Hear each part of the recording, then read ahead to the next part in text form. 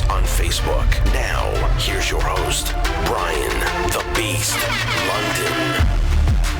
Welcome back to allCanes Radio, live from Shake Shack in the Gables, 1450 South Dixie Highway, right across from the U, right across from allCanes as well. We'll find out what's going on in allCanes in just a little bit. But we got to talk some more football, man. Man, spring football is over. I'm jonesing. I can't wait till August. So that's why we bring these Pro Canes and soon-to-be Pro Canes in the house, so we get our football fix. Had Jake Wyclaw on the show earlier. Appreciate that. Talked a little baseball with B-Rad, Ryan Radzewski. And now we're going to talk some more football with a guy that was coming on huge last year, and then he got hurt. And everyone felt bad. But here's a guy that I think has a bright future if he can get healthy, and it looks like he's doing just that. Devon Johnson joins us here on the show. And Devon, thanks a lot for coming out, man. Thanks for coming out to allCanes Radio. I appreciate it. So let's get right to it. I mean, you started. We'll get to the past. We'll get to how you got to the U and your earlier days. But this past season, man, you really started to come on. You played in 10 games. You started 4 games. It looked like you were blossoming. And finally, Devon Johnson was going to break out, and then you got hurt. Yeah. And I can only imagine what was going through your mind when that happened. But, talking to a bunch of fans, I mean, they were just so, they wanted to wish you the best because they were seeing it, up close and personal, that you were starting to really come out and do your stuff. So just talk about that game, USF, that moment, and how you're able to get through that and rehab and now get back to where you want to be. It was Tuesday. We were having practice, and I was doing a routine catch. Right. I done did it several times through my lifetime. And when I caught the ball on Von Taylor Mack, just kind of hit me. And as I was coming down, all I heard was pop in my knee. So I really ain't expect nothing of it. I thought it was just like a little knack. Then the training staff looked at my knee and checked me out, and they said everything was okay. I got up and walked away. But when I got in the cold tub, my knee started with just feeling like too much pressure, like it was getting swollen. So when I got out, I went to the training room. They looked at it, and they told me to get an X-ray. I got an X-ray. Everything came back negative. So I was like, okay, that's good. Then Kaplan told me to get an MRI. So I got an MRI. When I got the MRI, he came back with the face like, oh, it's over. Like, I looked at him, he looked at me. Then he was like, yeah, you tore your ACL and both your meniscus. And I just broke down and cried. Because all the hard work I put in over the summer and over the years I've been here, it really hurt. Like when I started really back having fun playing the game of football.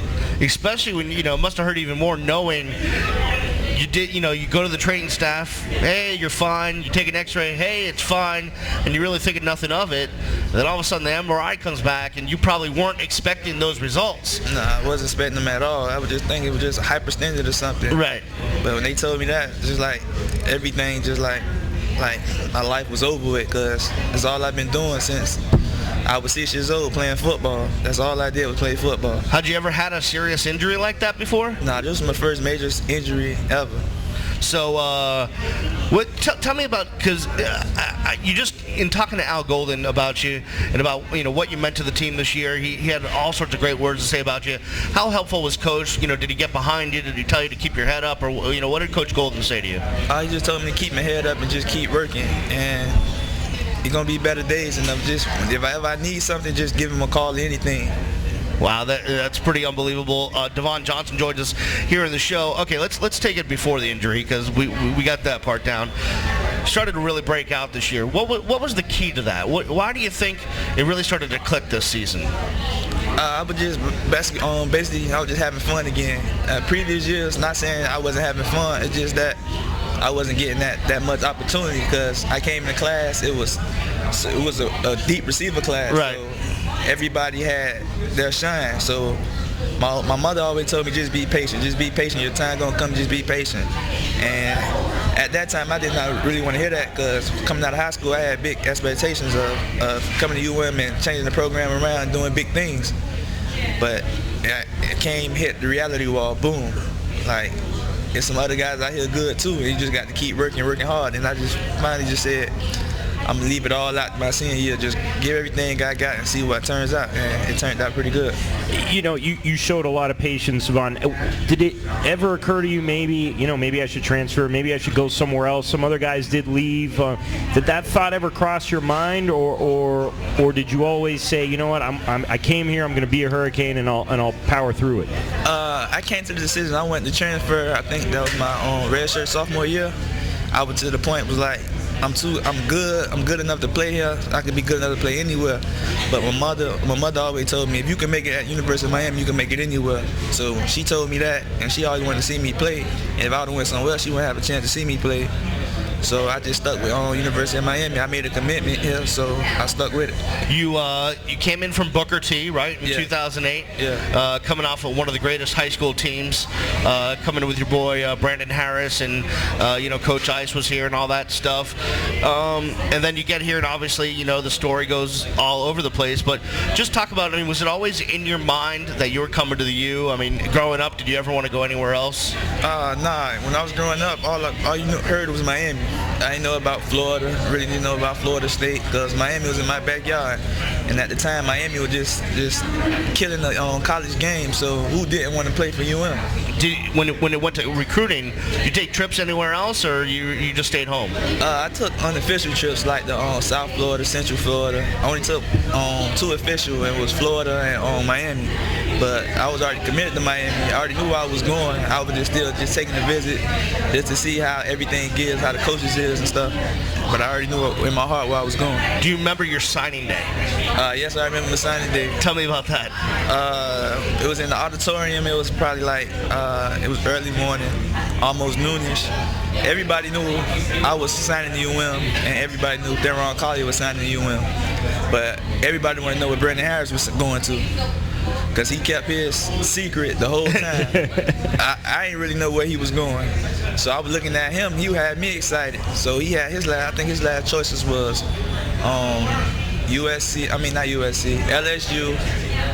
LSU, Central Florida, Clemson, and somewhere else. So he really had UM up on this board. So we was like, I'm gonna miss my friend, my best friend, Brandon.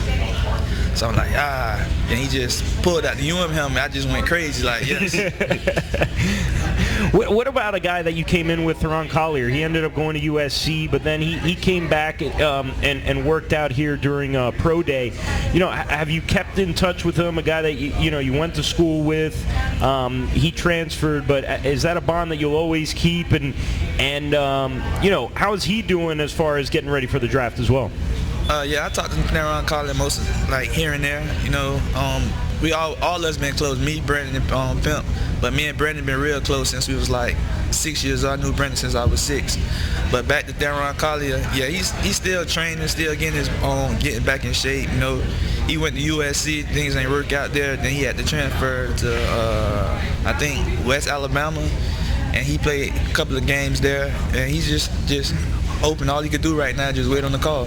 Davin, going to this season for a second, I just felt like every time the Hurricanes needed a big catch when you were in there, you were the one that came up with it. Georgia Tech was obviously a huge game for you, but you had big catches, basically almost third down, huge conversions. Catches, you came up big when the opportunity presented itself. You made the most of it. I guess just talk about, with that limited time, you were still making big plays.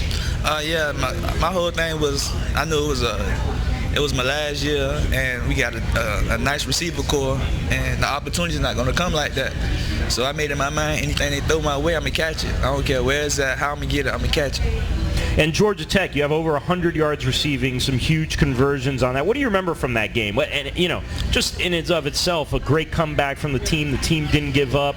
Mike James scores some huge touchdowns. But what do you remember from that game? I remember the game like it was yesterday. I'm on the sideline cheering on my team. Then Malcolm Lewis get hurt. I was like, oh man. So they called my name. I was like, all right, I'm ready. Like, everybody, you ready? I'm like, yeah, I'm ready. I've been doing this my whole life, so it's really nothing to me. So you ready? I was like, okay. So I got in, bomb. I really didn't get the first half, I really didn't touch the ball until like the second half. The second half, touch it, I forgot that first catch. and I just got back fun again, just playing. Like I just felt like a kid in the park, just playing football with my friends. You saw Malcolm Lewis go down in that game, and that image that everybody's seen of him on the field and Coach Golden, with his arms around him, helping him. What did that mean to you as the players, or is that something that even surprised you, or that's just Coach Golden's sort of nature? No, it didn't surprise me at all. Just Coach Golden is that type of guy. If you get hurt in practice, you get hurt anything, you don't have to get hurt. He's just a caring person at heart. Devon, before we continue on about your time at the U, let's talk about what you're doing now. Obviously, you're coming off the knee injury, you're trying to get back, and it's a tough situation for you because obviously the draft is coming up this week. Pro day is already gone. You haven't really been able to work out, for teams. Dr. Kaplan has told you you'll probably be healthy by the time training camp comes around. But you're in a tough spot because the time is now that these teams are looking for guys, and does that kind of make you a little nervous about the timing of everything, or how are you treating this? At first I was nervous, after the injury happened, because I was like, God, I ain't gonna be able to do pro day, I ain't gonna be able to do nothing, because I had high hopes of just playing in some senior games and stuff. And then it really hit me when guys had pro day out there, and I couldn't do nothing. Like I couldn't really do nothing. I was just sitting out there looking like, I wish I could do this, I wish I could do that. And I've been waiting this whole time just to show everybody what I can do. How I could run, how I could lift and do everything.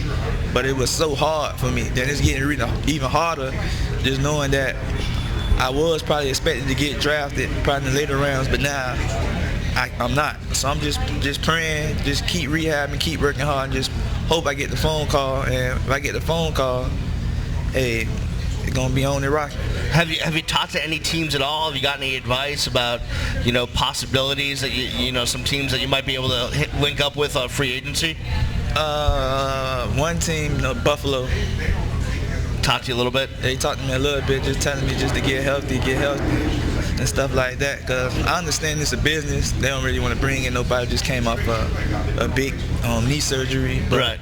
Hey, this time of age, things change, man. Adrian Peter came back from a lot of guys coming back from ACL like it's nothing. The Rare Reeves coming back from an ACL injury, so it's really nothing. It just depends on how hard you're working. I've been working hard, real hard, two workouts a day. Yeah, talk about your rehab. Talk about the process. The process was, at first it was hard, just sitting in the bed, can't do nothing, depending on everybody to do something for you.